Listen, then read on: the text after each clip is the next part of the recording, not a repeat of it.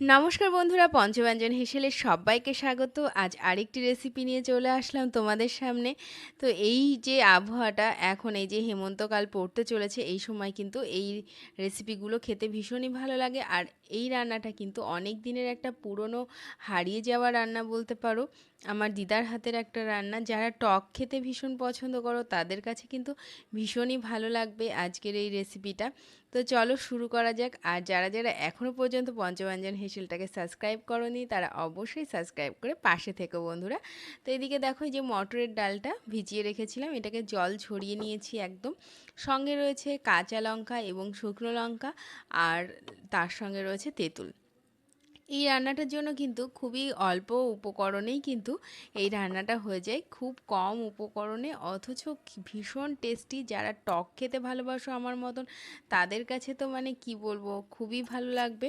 তো এখানে আমি দেখো মিক্সিতে ডালটা পেস্ট করে নেব, তোমরা চাইলে বেটেও নিতে পারো।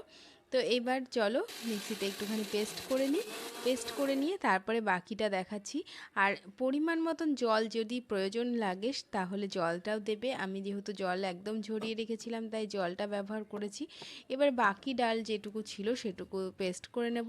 তো চলো তার জন্য এর ভেতরে একটু লঙ্কাও দেবো, সেই লঙ্কাটা চলো একটুখানি তুলে নেওয়া যাক। আজকে রান্নাটা করছি ছাদ বাগানের মধ্যে। তো তাই ভাবলাম যে চলো আজকে এই ছাদ বাগানটাও তোমাদের সঙ্গে একটুখানি শেয়ার করা যাক। যে এই ছাদ বাগানটা কিন্তু মানে ছাদের একদম সঙ্গে নয়। অনেকেরই দেখি যে ছাদের সঙ্গে থাকে, কিন্তু এই ছাদ বাগানটা কিন্তু একটু লন করে করা আছে। এখানে অনেক রকম সবজি লাগানো থাকে। এখন তো শীত শেষ মানে সরি, গরম শেষ হতে চলেছে, শীত সবে শুরু হচ্ছে। তবুও এখনও পর্যন্ত এই দেখো ঢ্যাঁড়স গাছে কিন্তু এখনও ঢ্যাঁড়স কিছু কিছু ধরছে। আর এই যে গাঁদা ফুলগুলো দেখছো, এই গাঁদা ফুলগুলো কিন্তু মানে চাষের গাঁদা ফুল, যেগুলো সারা বছর ফোটে। তার সঙ্গে নয়নতারা, দোপাটি, বিভিন্ন রকম ফুল গাছ রয়েছে। যদিও সব ফুল গাছ বা পুরো বাগানটা একদিনে তোমাদের সঙ্গে শেয়ার করা হলো না। এদিকে একটা এই দেখো আনারসের গাছ লাগানো হয়েছিল। আর এই যে লনটা এইভাবে করা দেখো, এইভাবে লন করলে ছাদের কোনো রকম ক্ষতি হয় না। আর এই যে বেগুন গাছটা দেখছো, এই বেগুনগুলোও কিন্তু খেতে ভীষণই ভালো লাগে। আর এই বেগুনগুলো এরকম ছোট ছোট, খুব বেশি বড় হয় না। এই কালো বেগুনগুলো খেতে ভীষণ ভালো। আর এখানে লঙ্কা আমি 4টে ব্যবহার করছি, কারণ এই লঙ্কাগুলো ভীষণ ঝাল। তোমরা তোমাদের স্বাদ অনুসারে ঝালটা মানে লঙ্কাটা ব্যবহার করবে। আমি এখানে 4টে লঙ্কাই ব্যবহার করছি, কারণ এর পরবর্তীতে আরও লঙ্কা যাবে রেসিপিটাতে। তো এদিকে দেখো আমি ডালটা বের করে নিয়েছি বাটিতে, আর এদিকে জল দিয়ে তেঁতুলটাকে ভিজিয়ে রাখলাম। ডালটা বাকি প্রসেসিং করতে করতে তেঁতুলটা ভিজে যাবে। তো এবার ডালের মধ্যে আমি দিয়ে দিচ্ছি পরিমাণ মতন লবণ, এটাও তোমরা তোমাদের স্বাদ অনুসারে দেবে।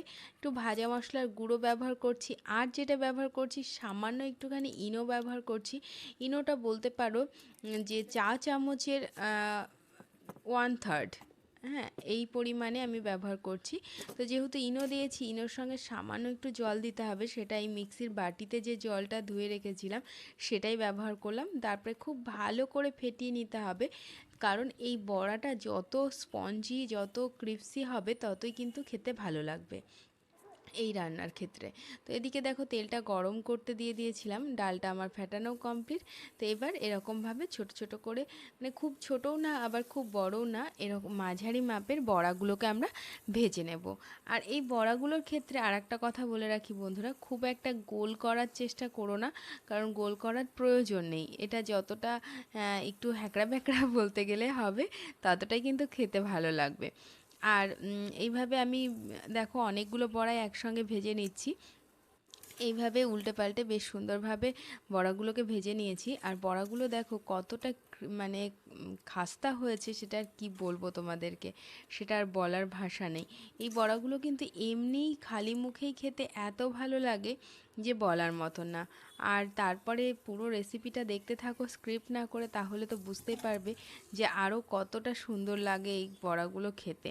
তো এইভাবে দেখো আমি সমস্ত বড়াগুলোই এইভাবে ভেজে নিচ্ছি। ভেজে নিয়ে তারপরে আমি বাকি প্রসেসিংটা তোমাদের সঙ্গে শেয়ার করব। তো এই দেখো এদিকে এক ছাক ভাজা তো হয়ে গিয়েছিলো, আর একবারও ভেজে নিলাম। নিয়ে তেলটা কমিয়ে নিয়ে এই তেলের মধ্যে দিয়ে দিলাম শুকনো লঙ্কা ফোড়নে। তার সঙ্গে দিয়ে দিচ্ছি এখানে কালো সর্ষে। এখানে তোমরা চাইলে একটু কারি পাতাও কিন্তু বন্ধুরা ব্যবহার করতে পারো, তবে আমি এখানে ব্যবহার করিনি, যেহেতু পুরোনো দিনের যে রান্নাটা আমি দিদার হাতের রান্নাটায় পুরোপুরিভাবে করছি। তো না হলে এখানে কিন্তু তোমরা কারি পাতাও একটু ব্যবহার করতে পারো। তারপরে ফোড়নের সুগন্ধ বেরিয়ে গেলে এখানে জল দিয়ে দিচ্ছি। জলটা পুরোটা একবারে দিচ্ছি না, কারণ এরপরে কিন্তু তেঁতুলের জলটা পড়বে। তার সঙ্গে পরিমাণ মতো লবণ আর হলুদটা দিয়ে দিলাম। লবণটা একটু বেশি দিয়েছি, কারণ এরপরে যখন তেঁতুলের জলটা দেওয়া হবে, তখন কিন্তু লবণটা কিন্তু লেগে যাবে। তো এবার তেঁতুলটাকে এভাবে চটকে নিয়ে এখান থেকে তেঁতুলের এই পাল্পটা দিয়ে দেব। আরও কয়েকবার কিন্তু এইভাবে ধুয়ে ধুয়ে আমি দিয়ে দেব। তাতে কি হবে বন্ধুরা, তেঁতুলের মধ্যে থেকে কিন্তু পুরো তেঁতুলটাও বেরিয়ে আসবে, আর আমাদের যতটা পরিমাণ ঝোলের প্রয়োজন হবে সেই ঝোলটাও কিন্তু আমাদের হয়ে যাবে। আর এই সমস্ত রান্নার ক্ষেত্রে কিন্তু বন্ধুরা অবশ্যই জলটা একটু বেশি করে দেবে, না হলে কি হবে জানো তো বন্ধুরা, সেটা পরে বলছি। তো এদিকে দেখো, ততক্ষণে তোমাদেরকে একটা বড়া দেখিয়ে দিই ভিতরটা কতটা স্পঞ্জি হয়েছে। দেখেছো বন্ধুরা, উপরটা পুরো খাস্তা থাকে আর ভেতরটা এরকম একদম পুরো স্পঞ্জি থাকে। ঝোলটা ফুটে গেছে। ঝোলটা ফুটে গেলে একটু সামান্য পরিমাণ চিনি দিচ্ছি। তোমরা চিনিটা অ্যাভয়েড করে তোমরা এখানে কিন্তু একটু গুঁড়ো ব্যবহার করতে পারো। আর কয়েকটা লঙ্কা ফাটিয়ে দিচ্ছি, এটা কিন্তু অবশ্যই কাঁচা লঙ্কার গন্ধটার জন্য। এই তরকারিটার ক্ষেত্রে কিন্তু এই কাঁচা যে লঙ্কার গন্ধ, এটা খুব ভালো লাগে। তারপরে বড়াগুলো দিয়ে দিয়েছি, বড়াগুলোকে একটু ফুটিয়ে নেব। আর ঝোলটা ওই যে আগেই বললাম একটু বেশি প্রয়োজন।